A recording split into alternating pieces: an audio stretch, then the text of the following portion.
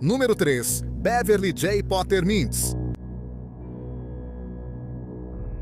No início de 1987, Beverly J. Potter Mintz, de 23 anos, morava na pequena cidade de Leland, Carolina do Norte, que tinha uma população de cerca de 1.800 pessoas. Beverly era casada, mas ela e o marido estavam separados. Ele estava no exército e no início de 1987 estava servindo na Alemanha. Beverly morava em uma casa pequena em Leland com os 2 filhos do casal. BJ tinha 4 anos e Andrew ia completar 2 anos em 23 de fevereiro de 1987. Na manhã de 22 de fevereiro de 1987, um dia antes do aniversário de Andrew, a avó paterna dos meninos buscou BJ por volta das 10 da manhã e o levou para fazer algumas tarefas. Isso deixou Beverly sozinha em casa com Andrew. Por volta das 12h30 daquela tarde, a mãe de Beverly, Lorraine, passou na casa da filha. Ela trouxe um bolo para o aniversário de Andrew.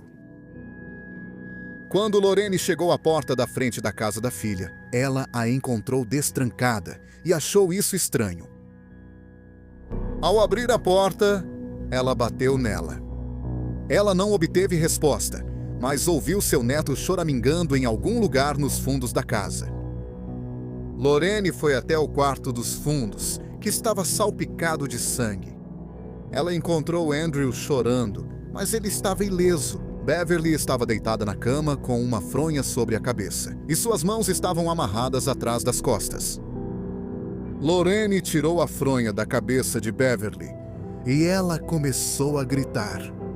A garganta de Beverly havia sido cortada quase até o ponto de decapitação, e ela foi esfaqueada 7 vezes. As mãos dela estavam amarradas atrás com corda de nylon. O médico legista determinou posteriormente que ela havia sido agredida sexualmente. A polícia falou com André, que estava em casa no ataque. Por estar a um dia de fazer 2 anos, ele não conseguia explicar o que viu. O que a polícia apurou é que houve uma batida na porta em algum momento entre 10 horas e 12h30. Beverly olhou pelo olho mágico, mas não parecia que havia alguém lá. Então ela abriu a porta. Então, de repente, um homem branco empurrou a porta e atacou Beverly. Depois de abusar sexualmente e matar Beverly, ele saiu da casa, deixando Andrew fisicamente ileso. A polícia rapidamente eliminou todos os suspeitos habituais. No momento do assassinato, o marido separado de Beverly estava na Alemanha. Beverly estava namorando um homem que era dono de um restaurante na cidade, mas ele tinha um álibi incontestável. Alguns investigadores acreditam que o assassino encontrou Beverly através de um anúncio classificado que ela havia colocado no jornal semanal da cidade. Beverly estava tentando vender uma cama d'água. O jornal semanal tinha uma promoção em que a pessoa podia colocar um anúncio grátis por 1 semana.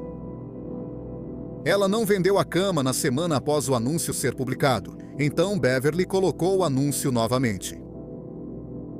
Mas, para aproveitar a promoção, Beverly usou o número de telefone da mãe dela em vez do próprio número. Pouco depois que o segundo anúncio classificado foi publicado, Beverly vendeu a cama d'água para uma amiga. No entanto, a mãe de Beverly, Lorraine, não sabia disso. Na manhã do assassinato, um homem ligou para Lorraine e disse que passaria para ver a cama d'água. Lorraine ligou para Beverly para avisar que o homem iria passar para inspecionar a cama d'água, e foi então que Beverly disse a ela que já tinha vendido. O homem não deixou nome nem número para Lorraine, e sem identificador de chamadas, eles não conseguiram retornar a ligação. Beverly só planejava dizer ao homem que já tinha sido vendida quando ele aparecesse. Alguns investigadores acham que o homem que procurava pela cama d'água é o assassino, porque na cena do crime, a polícia encontrou um jornal, e o anúncio classificado da Beverly estava circulado em vermelho. No entanto, nem todos acreditam que o assassino encontrou Beverly pelo anúncio. Alguns acham que ela foi perseguida antes de ser morta e que o anúncio foi só uma forma de enganar ou provocar a polícia. Eles suspeitam que ela foi perseguida, já que o assassino parecia saber que Beverly estava sozinha ao invadir sua casa. Além disso, ele trouxe a corda de nylon com ele, então acredita-se que o assassinato, ou pelo menos o abuso sexual, foi premeditado. Outra pista de que a Beverly pode ter sido perseguida é que, nas semanas antes de ser morta, ela recebeu várias ligações estranhas. Alguém ligava para ela, e ao atender, a pessoa apenas respirava pesadamente e desligava. As ligações geralmente aconteciam minutos depois que ela chegava em casa. Alguns investigadores acham que isso sugere que quem ligava estava observando ela e conhecia sua rotina e seus hábitos. Se a polícia está perplexa sobre como o assassino encontrou Beverly, eles estão ainda mais perdidos quanto a quem a matou.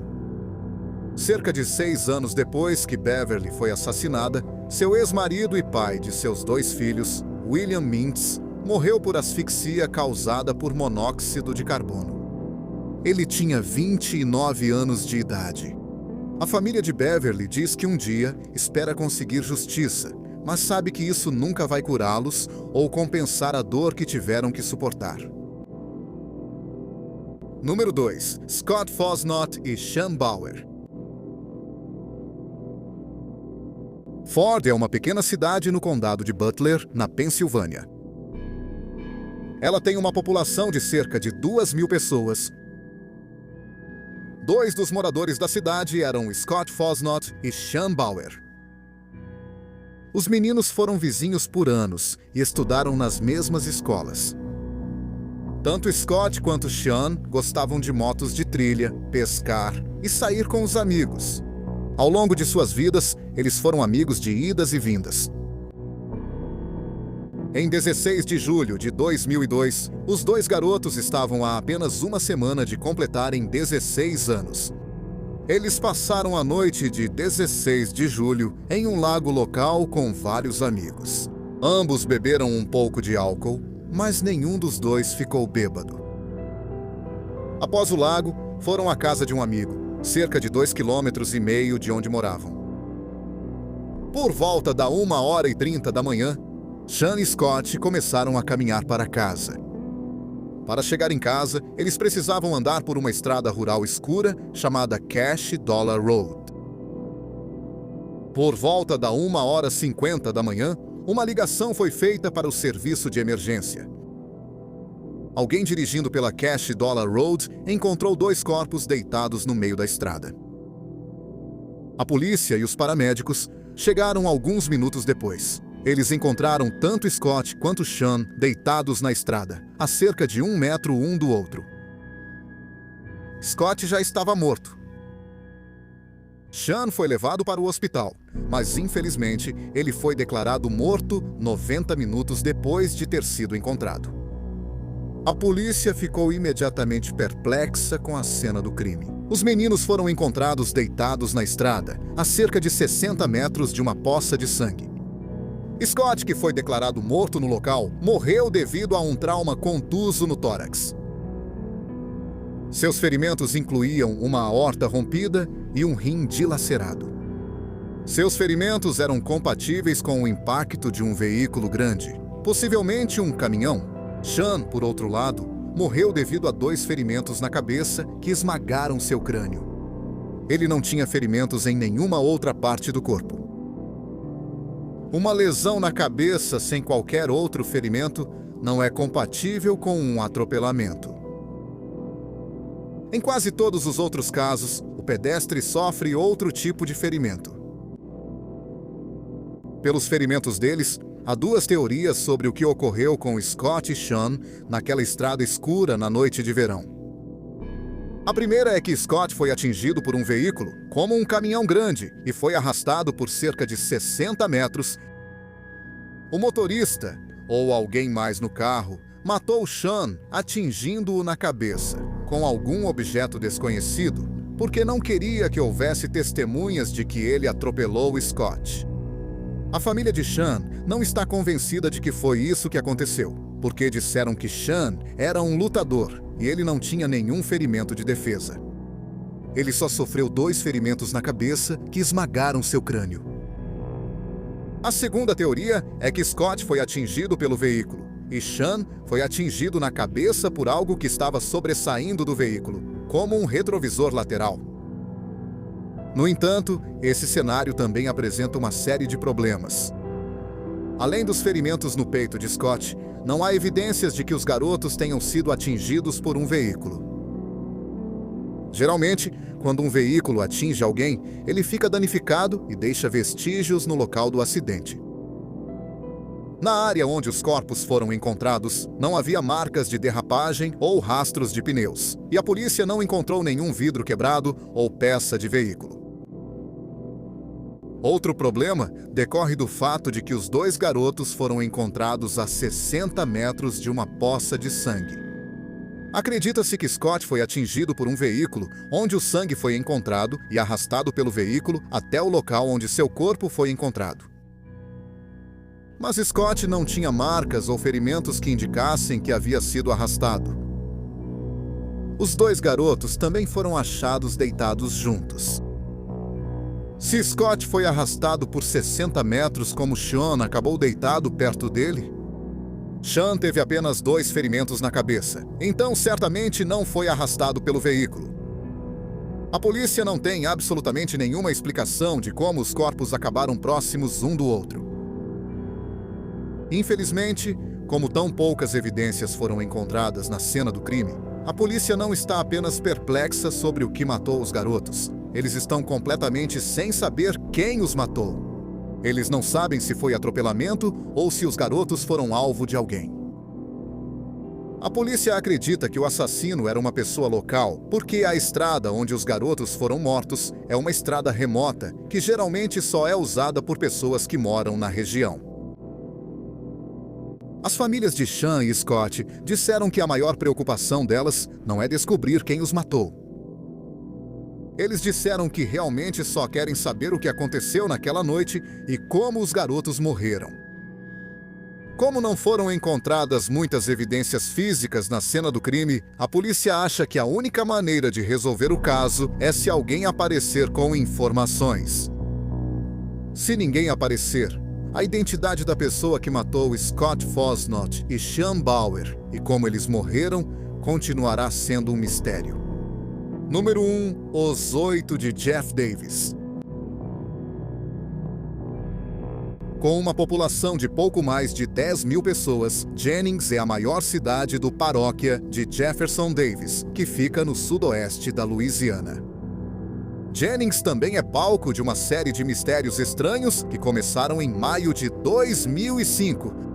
No dia 20 de maio, um homem que pescava em um canal nos arredores de Jennings fez uma descoberta horrível. A princípio, ele achou que tinha visto um manequim boiando na água, mas então percebeu que estava atraindo moscas e soube que não era um manequim. A polícia retirou o corpo da água pouco tempo depois e analisou as impressões digitais. Ela foi identificada como Loretta Seixon Lewis, esposa e mãe de 2 filhos. Loretta se casou com Murphy Lewis em 2000 e eles tiveram 2 filhos juntos.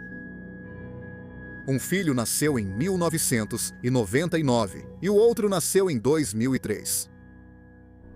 Quando Murphy e Loretta se casaram, Loretta usava drogas pesadas de forma recreativa. Mas depois de um tempo, ela ficou viciada em crack. Ela abandonava a família por dias e semanas seguidas para se entregar ao uso de drogas. Ela também era conhecida por se prostituir para sustentar o vício.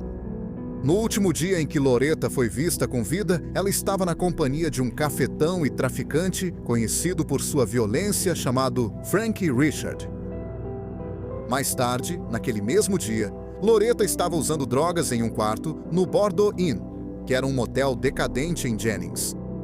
Ela estava com um homem chamado Jermaine Washington e 2 outras trabalhadoras do sexo chamadas Maggie Brown e Nicole Guillory. O legista não pôde determinar a causa da morte de Loretta. Ela não tinha nenhum corte ou hematoma no corpo, então o médico legista acha que ela pode ter sido sufocada até a morte.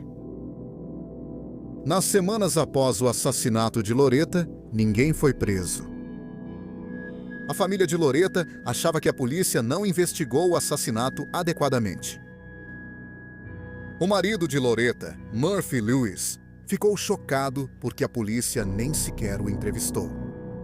Ele apontou que, na maioria dos casos de assassinato, o parceiro romântico da pessoa, ou o ex-parceiro, geralmente é o primeiro suspeito.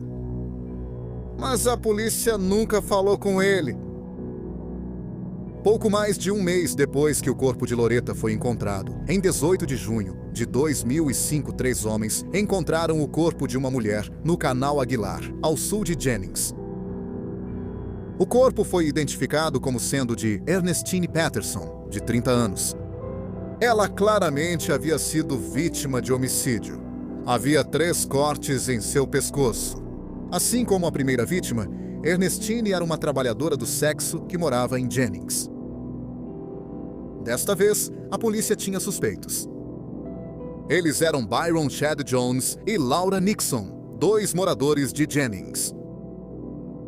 Ambos os homens foram vistos com Ernestine na noite em que ela desapareceu, em uma casa abandonada em Jennings. Mais tarde, naquela noite, a namorada de Nixon disse que tanto Jones quanto Nixon chegaram em casa com algo pesado em um grande saco de lixo encharcado de sangue. Nixon disse à namorada que o corpo de Ernestine estava no saco de lixo. Ele disse que a segurou enquanto Jones cortava sua garganta. Os homens deixaram o saco na varanda por um tempo. Depois, uma pessoa dirigindo um carro branco os pegou e eles levaram o saco com eles. A namorada de Nixon então lavou o sangue da varanda. A polícia perguntou à filha da namorada de Nixon, que morava na casa, se ela viu algo incomum naquela noite. Ela disse que, quando Nixon chegou em casa, ele estava coberto de sangue. A polícia também entrevistou o vizinho de Nixon, que por acaso era tio de Ernestine. Ele disse que na noite em que Ernestine foi morta, deu a Nixon um grande saco de lixo industrial. Tanto Jones quanto Nixon foram entrevistados pela polícia. Nixon afirmou que Jones chegou em sua casa coberto de sangue, mas negou o envolvimento no assassinato de Ernestine. Jones, por outro lado, disse que tinha um álibi para a noite do assassinato. Ele tinha se internado no hospital para uma avaliação psiquiátrica, porque havia fumado crack e formol.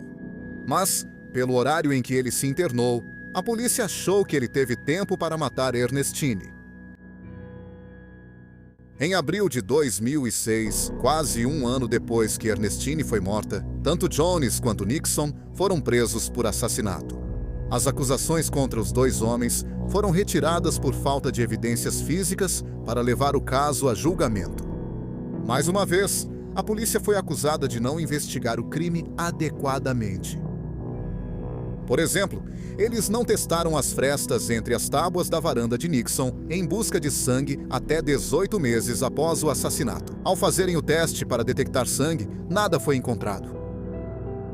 Além disso, a polícia recebeu informações de que Ernestine foi morta em uma casa abandonada e que eles poderiam encontrar a arma do crime, que era uma faca de caça serrilhada, dentro da casa. Mas a polícia nunca deu seguimento às informações e não fez uma busca na casa. Em 15 de março de 2006, Tracy Saison, prima de Loretta Saison Lewis, ligou para a polícia para relatar o desaparecimento de sua amiga, Kristen Lopes, de 21 anos. Lopes era uma trabalhadora do sexo de 21 anos que frequentemente trabalhava no Boudreaux Inn. O corpo dela foi encontrado 3 dias depois em um canal a 24 quilômetros a sudoeste de Jennings. Como a primeira vítima, o corpo de Kristen não tinha sinais externos de trauma. O sangue foi testado e, assim como as 2 primeiras vítimas, ela tinha álcool e cocaína no organismo. Uma das últimas pessoas com quem Kristen foi vista foi Frank Richard, com quem Kristen frequentemente saía para festas. A polícia perguntou a Frank se ele sabia o que tinha acontecido com Kristen. E ele disse que pegou ela e Tracy Chesson tentando roubá-lo. Então ele expulsou as duas do quarto que estava alugando no Budget Inn, que era outro motel decadente em Jennings. Ele disse que depois disso, ninguém sabia o que tinha acontecido com Kristen. Tracy disse inicialmente à polícia que Frank falou a verdade. Mas então Tracy mudou sua versão e disse que saiu do quarto e deixou Kristen para trás. No entanto, mais uma vez, não houve prisões nas semanas após o assassinato. Winnie Dubois, que morava em Jennings, teve uma infância difícil. A mãe dela a abandonou quando era jovem, e ela foi criada pelo irmão Mike Dubois, que era 20 anos mais velho que ela. Quando Winnie ficou mais velha, tanto ela quanto o namorado, Alvin Lewis, desenvolveram dependência de crack. Alvin é irmão de Murphy Lewis, o marido da primeira vítima. Em 1996, Winnie descobriu que estava grávida e conseguiu se livrar das drogas. No entanto, isso mudou depois que ela deu à luz sua filha. Ela desenvolveu uma infecção após fazer uma cesariana e começou a tomar comprimidos para lidar com a dor. Ela acabou voltando a usar crack e recorreu ao trabalho sexual para pagar seu vício em drogas. No dia 11 de maio de 2007, Winnie se envolveu em uma briga com alguns familiares com quem queria ficar. Ela tinha problemas com furtos, então não a deixaram ficar. Ela saiu da casa da família e foi andando até a casa de Frank Richard. As pessoas viram Whitney e Frank conversando em frente à casa dele. Depois, Whitney foi embora. Quando Winnie disse que viu Frank ir atrás dela. Na manhã seguinte, às 7h30, o corpo de Winnie foi encontrado no cruzamento de duas estradas de terra nos arredores de Jennings. A pessoa que a encontrou foi Jamie Toran, que era associado de Frank Richard. Ele disse que estava dirigindo na rodovia interestadual 102 quando avistou o corpo. O problema com a história dele é que a rodovia interestadual 102 fica a cerca de 800 metros de onde o corpo foi encontrado. Então, provavelmente não era possível que Taran tivesse visto o corpo da rodovia interestadual 102. Isso levou a suspeitas de que Taran sabia que o corpo estava lá e mentiu sobre ter visto o corpo da rodovia. Depois que Tran ligou para a polícia, ele e Frank foram até a casa do irmão de Whitney. Frank cresceu junto com o irmão e tutor de Whitney, Mike Dubois. Frank contou para Mike e para a família de Wendy que eles tinham encontrado o corpo dela e os chocou ao oferecer $2.500 para pagar o funeral dela. A família de Wendy achou que ele ofereceu dinheiro por culpa relacionada à morte dela. O médico legista não conseguiu determinar como Whitney morreu. Em maio de 2007, não muito tempo depois que Whitney foi morta, Frank Richard foi acusado pelo assassinato de Kristen Lopes em março de 2006. Tracy Chesson contou à polícia uma terceira versão sobre o que aconteceu na noite em que Kristen foi morta.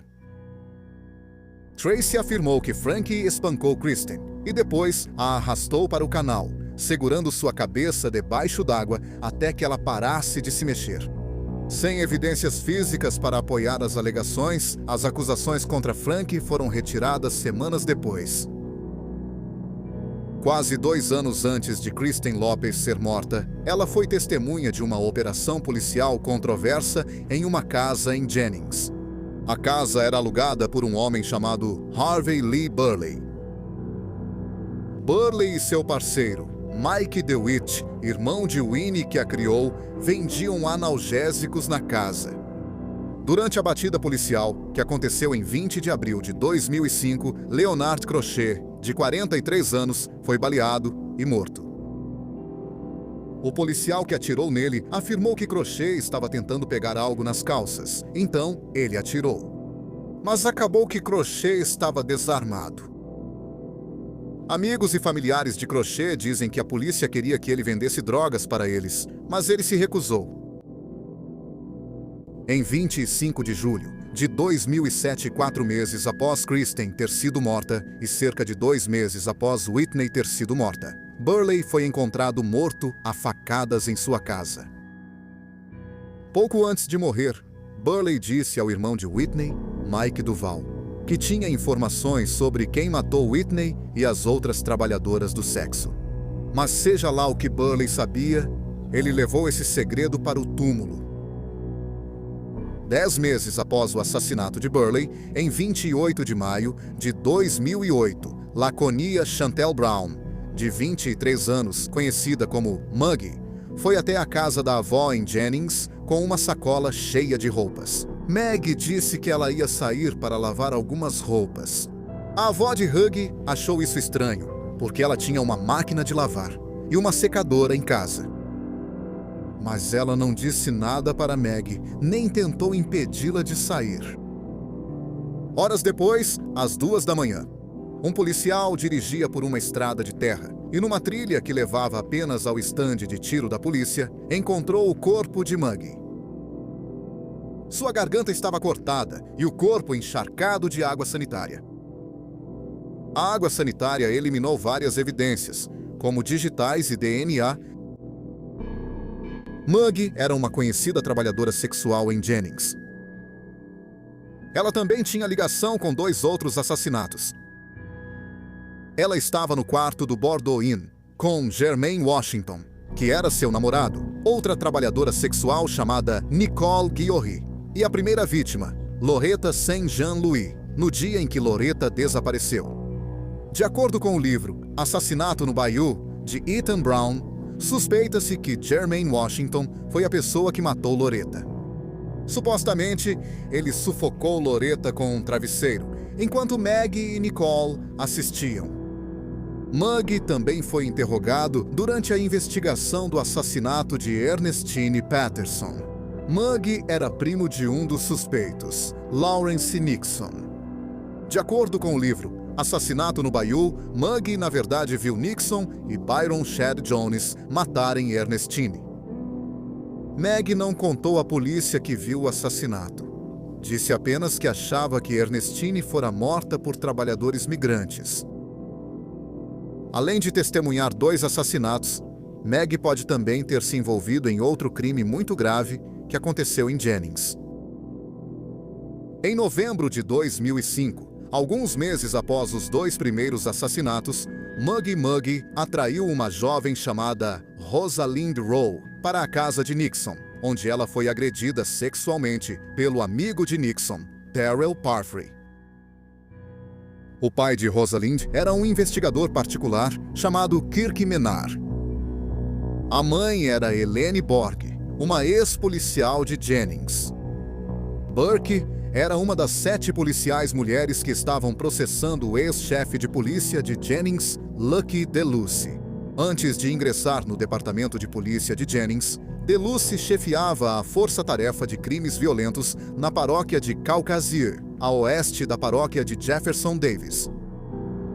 Em 1997, DeLucy foi acusado de tentar incriminar um homem inocente por um triplo homicídio em uma loja de conveniência na paróquia de Caucasieu.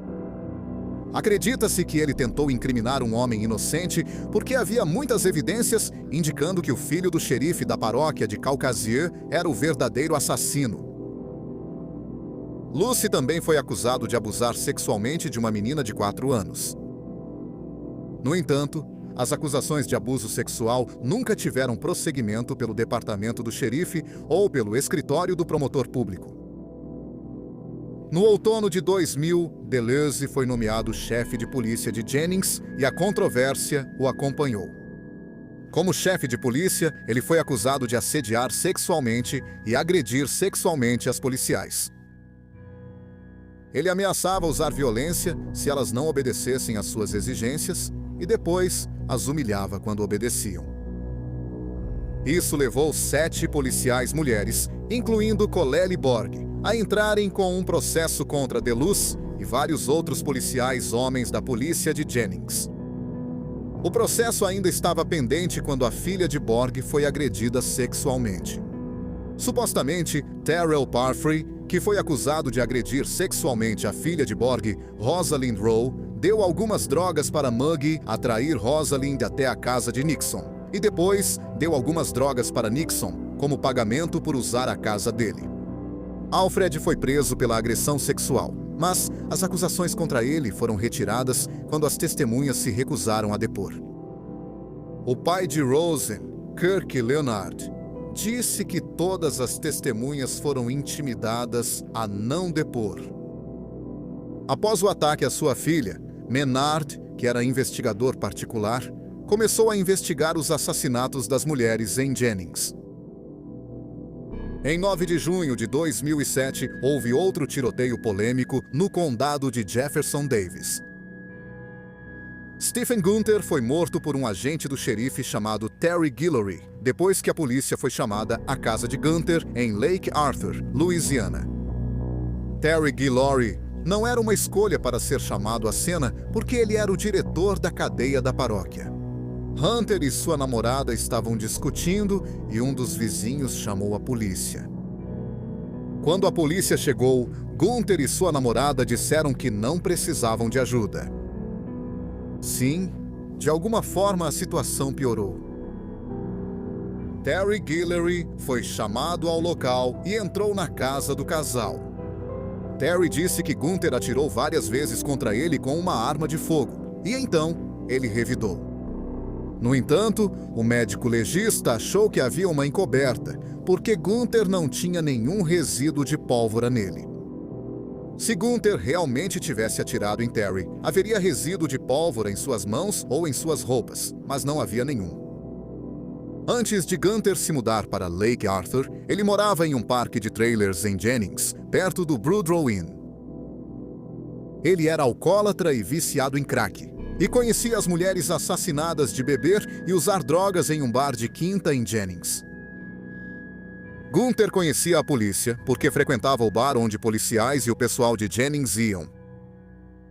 No livro Murder in the Bayou, o autor Ethan Brown afirma que Gunther tinha informações sobre as trabalhadoras do sexo assassinadas.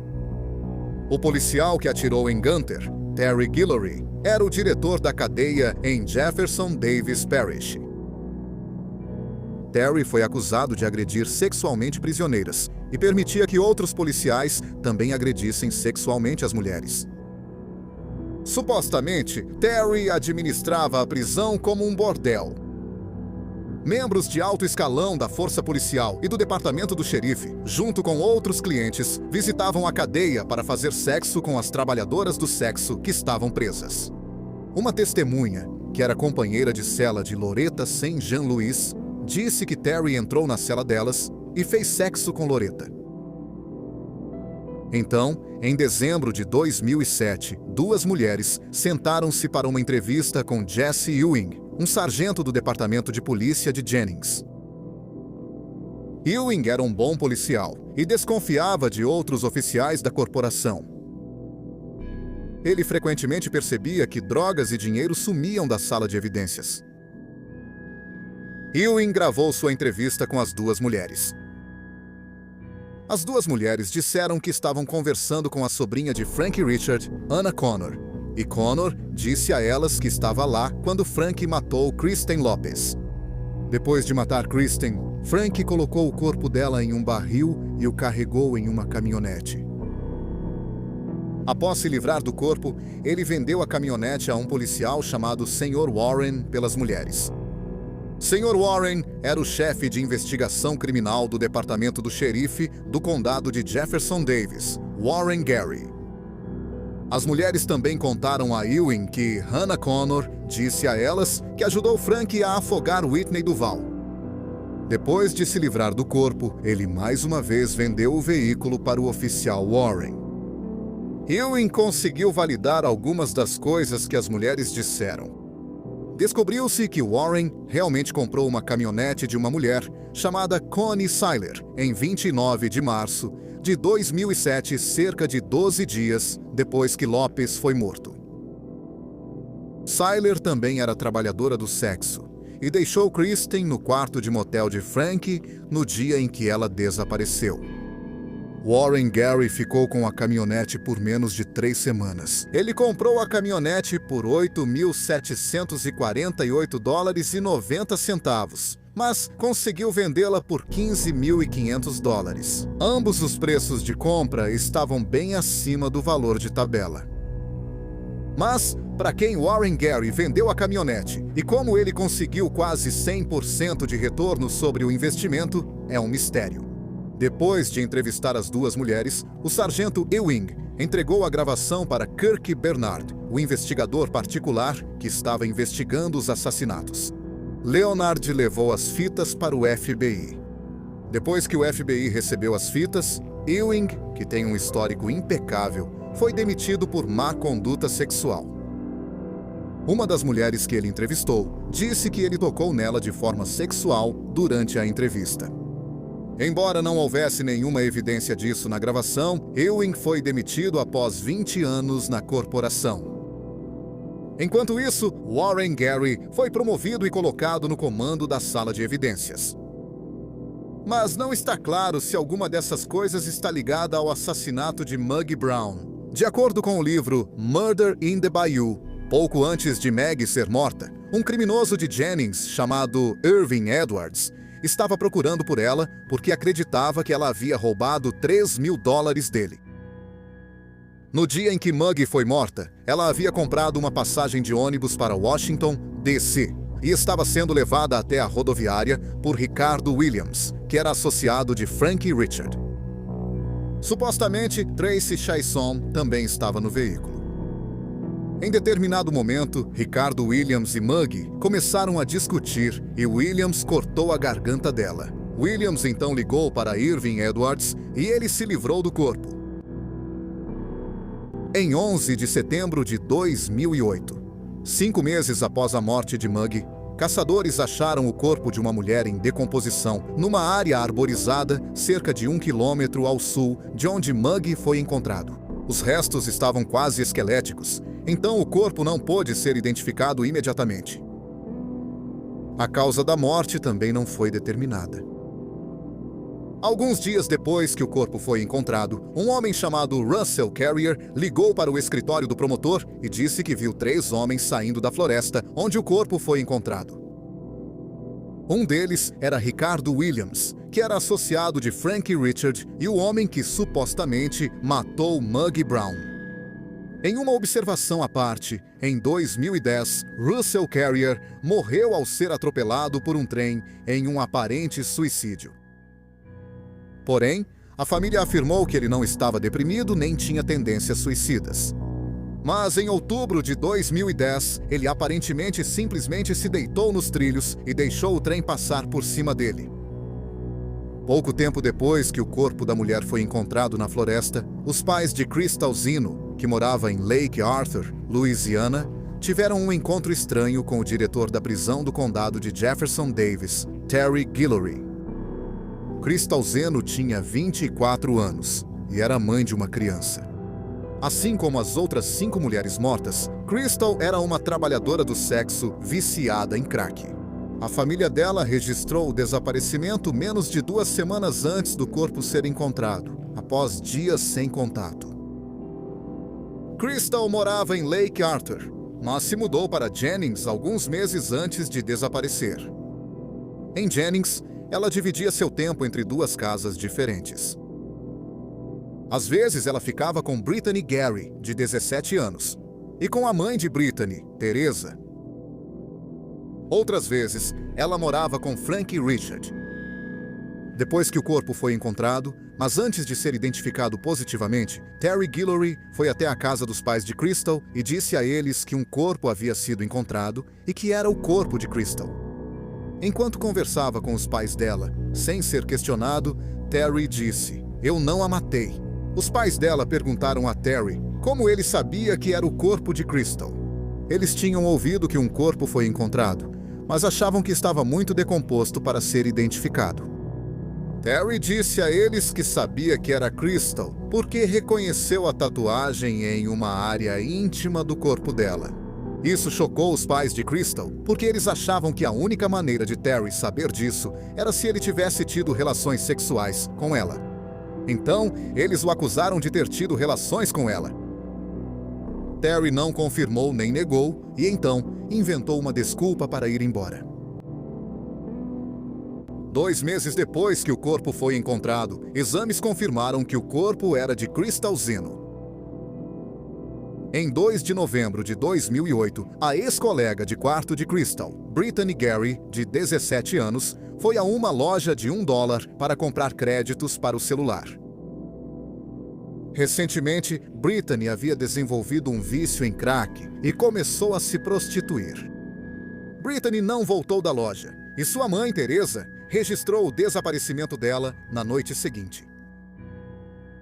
A polícia disse que achava que Brittany apenas tinha fugido e não investigou o desaparecimento dela.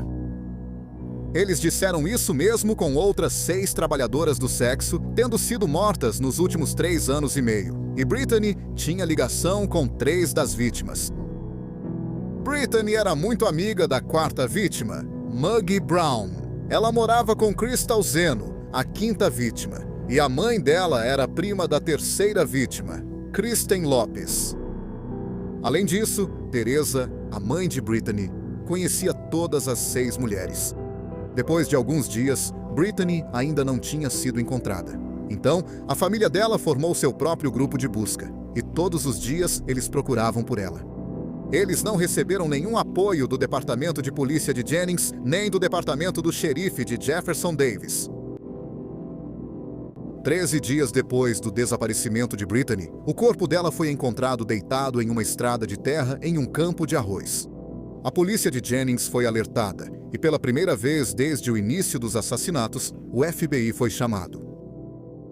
No mês após o corpo de Brittany ter sido encontrado, uma força-tarefa foi formada para investigar os 7 assassinatos que aconteceram entre maio de 2005 e novembro de 2008.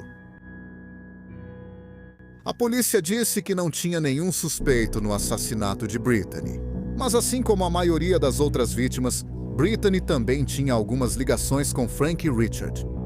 Quando Brittany desapareceu, sua mãe, Teresa, fez e espalhou cartazes de pessoas desaparecidas, pedindo para que ligassem caso tivessem qualquer informação sobre o paradeiro de Brittany.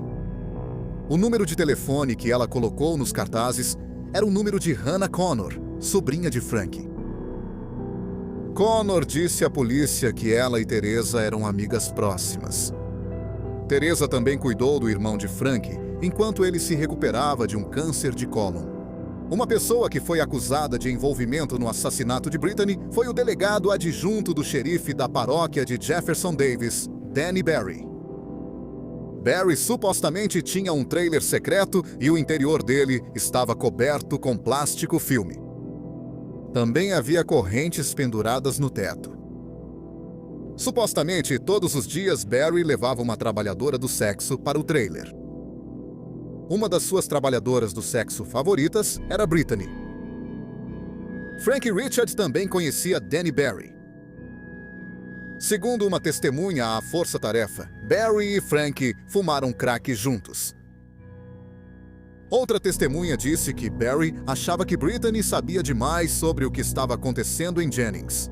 Barry disse a Frank que ele precisava encobrir isso, e Frank disse que cuidaria disso. Frank afirmou em interrogatório não ter envolvimento no assassinato de Brittany. Em vez disso, Frank acusou Danny Barry de matar Brittany. Danny Barry nunca foi acusado ou nomeado como suspeito em relação ao assassinato de Brittany. Quando Barry foi interrogado pela força-tarefa, ele nem sequer foi questionado sobre as acusações contra ele. Em novembro de 2008, a força-tarefa recebeu uma dica de que outra mulher poderia ser morta. O nome dela era Nicole Guillory. Nicole parecia mesmo um alvo em potencial. Ela era uma trabalhadora do sexo de Jennings, envolvida no meio das drogas da cidade.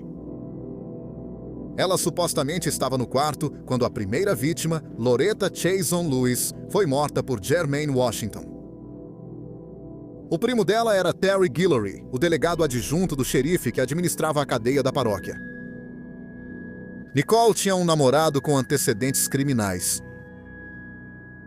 O namorado dela disse que uma vez Terry ofereceu soltá-lo da cadeia se ele deixasse Terry fazer sexo com Nicole. Apesar de terem recebido uma dica de que ela poderia ser morta e de ela parecer uma possível vítima, a força-tarefa não fez nada para ajudar ou proteger Nicole. Nicole, que tinha 26 anos, aparentemente sabia que sua vida estava em perigo.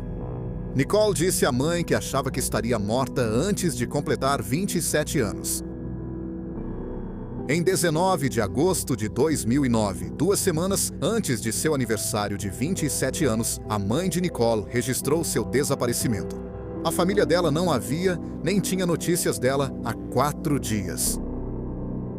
Poucas horas depois de seu desaparecimento ser registrado, funcionários da manutenção encontraram seu corpo em uma encosta de um viaduto perto de Eagan, Louisiana, que fica a cerca de 10 milhas a oeste de Jennings.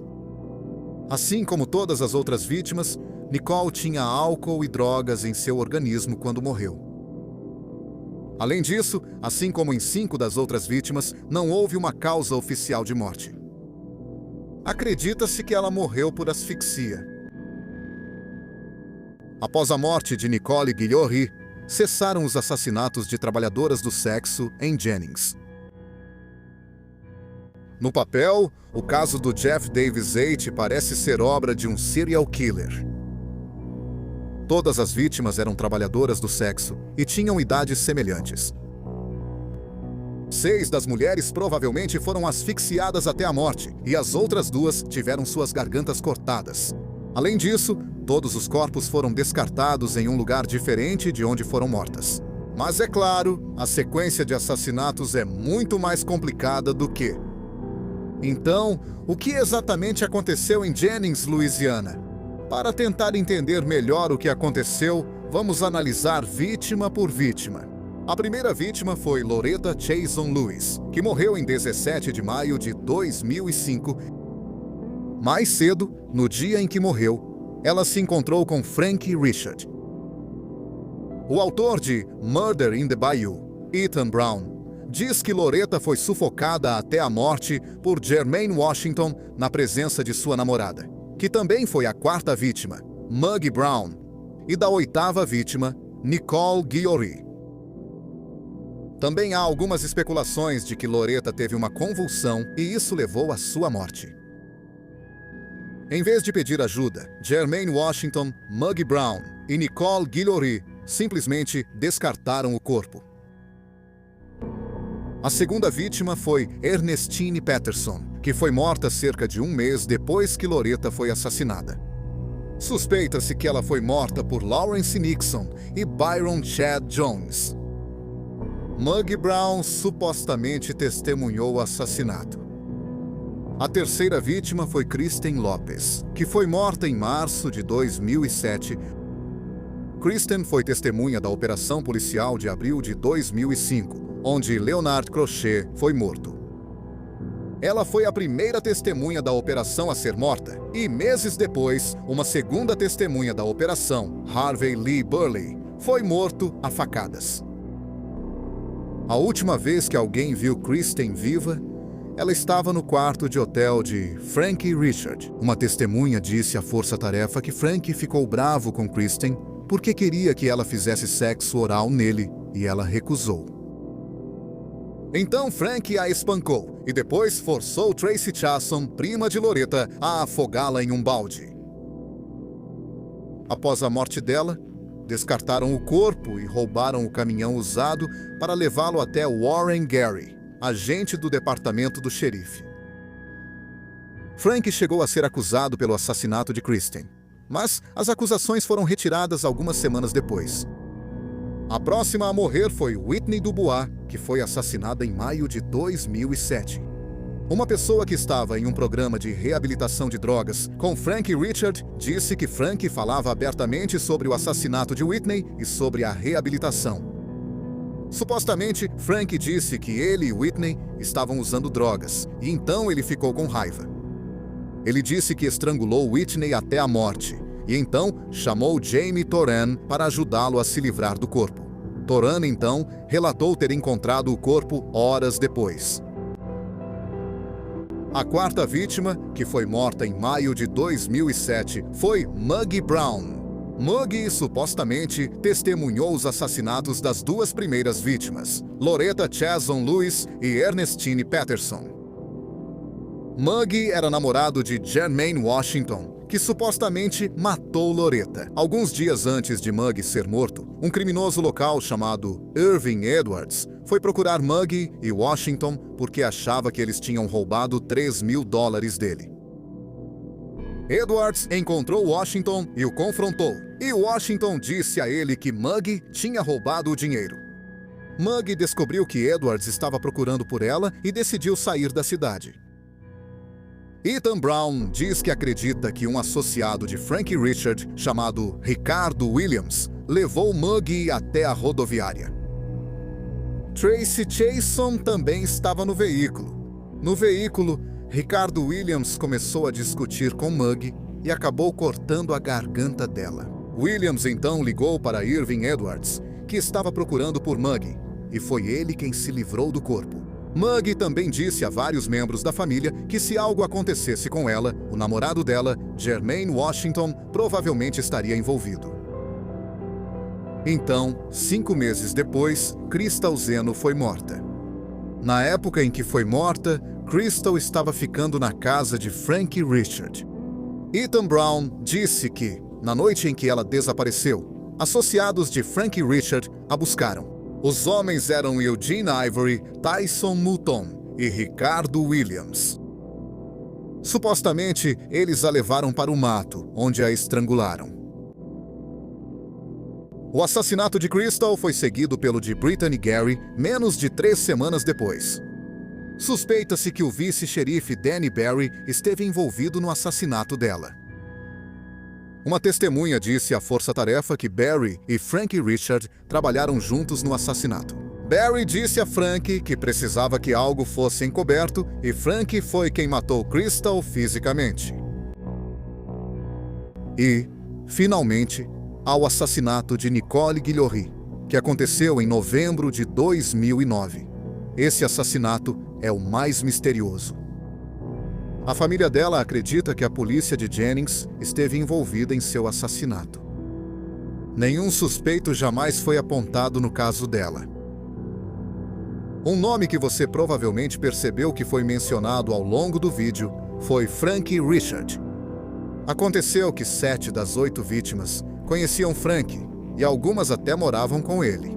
A única vítima que não o conhecia era Ernestine Patterson.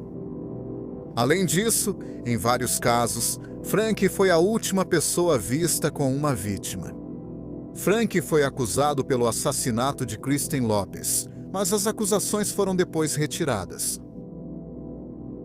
Frank negou envolvimento em todos os assassinatos. Em vez disso, ele disse que os assassinatos foram cometidos por Danny Barry, o agente do xerife que foi acusado de envolvimento no assassinato de Brittany Gary. Frank apontou que Barry morreu de câncer em agosto de 2010 e depois que ele morreu, os assassinatos pararam.